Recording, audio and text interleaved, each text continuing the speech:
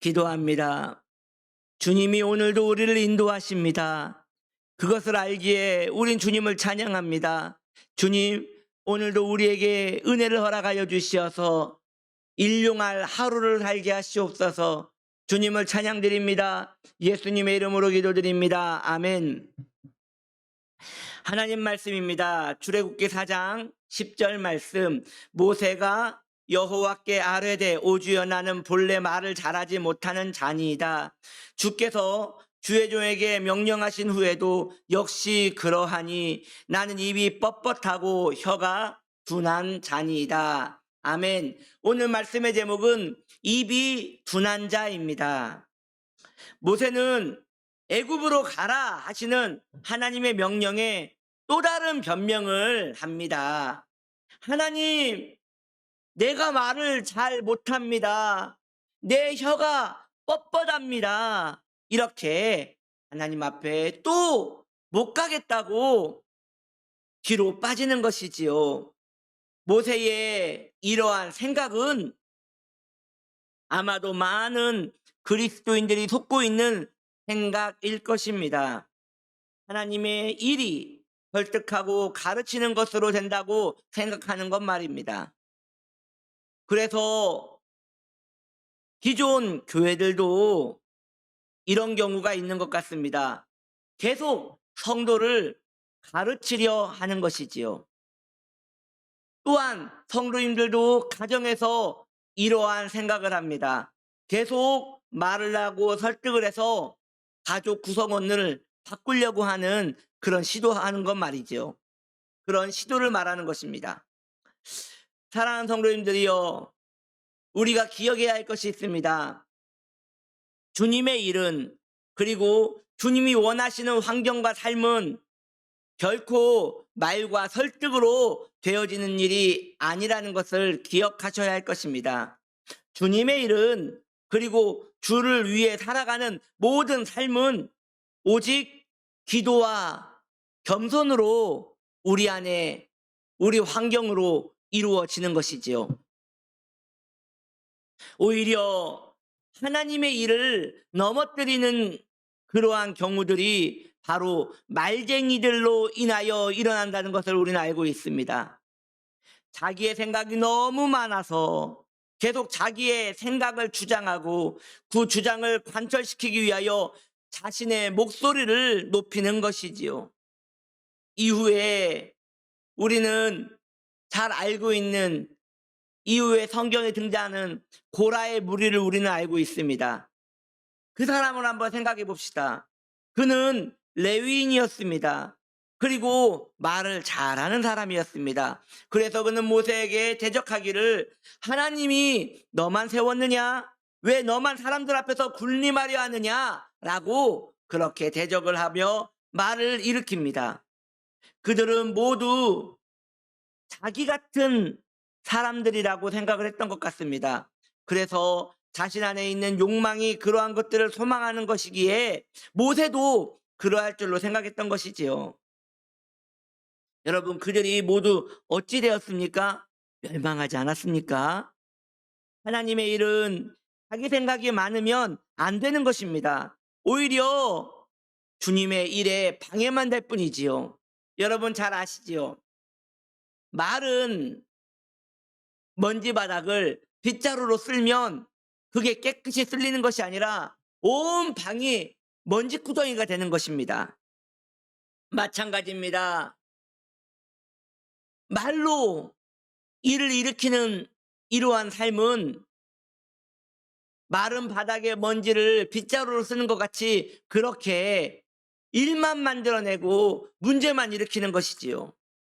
그런 의미에서 지금 입이 뻣뻣하여 하나님의 일을 못하겠다고 하는 모세야말로 하나님의 일을 하는데 얼마나 적절한 사람이냐 말입니다. 말은 곧 생각의 정리라 할 수 있을 것입니다. 또한 말은 지식과 총명함과 연결된다고도 말할 수 있겠지요.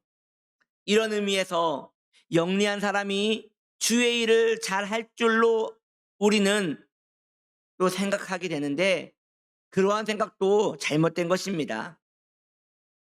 총명한 자가, 지혜로운 자가, 총명한 자가, 자기의 지식을 자랑하는 자가 주의 일을 잘하는 것이 아닙니다. 하나님의 일은 기도와 겸손으로 하는 것이기 때문입니다. 우직하게 그 명령을 수행하는 자가 끝내 주의 일을 완수하는 것이지요. 사람을 자기 생각으로 또는 말로 바꾸려 하지 마십시오. 모두 실패로 돌아가게 될 것입니다. 오히려 안 좋은 영향을 일으키게 될 것입니다. 하나님께서는 입이 둔하여 주의 일을 못하겠다고 하는 모세에게 아이러니하게도 말을 잘하는 능력을 주심으로 모세에게 응답하지 않으셨습니다. 하나님 나는 말을 잘 못합니다 할 때 하나님께서는 모세의 입을 만지사 이제 너는 말을 잘하게 될 것이라고 말씀하지 않으셨습니다. 왜 그러셨을까요? 왜 모세의 이 요구를 들어주지 않으셨을까요? 그 이유는 그가 주의 일을 하는데 말과 그의 지식이 그다지 필요치 않음을 또한 증거하는 것 아니시겠습니까? 차라리 말을 잘 못하는 것이 더 도움이 될 지경인지 말입니다. 하나님께서는 말 잘하는 그의 형 아론을 모세에게 붙여줍니다. 그런데 그가 이후에 어찌하였습니까? 그 말 잘하는 것으로 이스라엘 백성들에게 금송아지를 숭배하도록 만들지 않습니까? 주의를 하는 사람들은 말하는 법을 배우기보다 차라리 침묵하는 법을 배우는 것이 빠를 것입니다.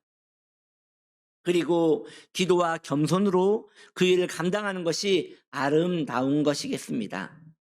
모든 시험이 어디로부터 나옵니까? 말쟁이로부터 나옵니다. 모든 시험이 어디로부터 나옵니까? 내 마음이 정리되지 않은 그 언어에서 나오는 것입니다. 이를 경계해야 하는 것이지요. 하나님의 일은 오직 겸손과 온유와 기도로 되는 것이니 주 앞에 단정하여 오직 하나님의 영광만 드러낼 마음을 가지고 우직하게 주의 일을 행하는 복된 주의 백성 되시기를 예수님의 이름으로 축복합니다. 아멘. 사랑하는 성도님들이요, 우리는 앞으로도 계속 신앙생활을 해야 합니다. 그렇죠? 앞으로 몇 년을 더 신앙생활을 해야 할까요?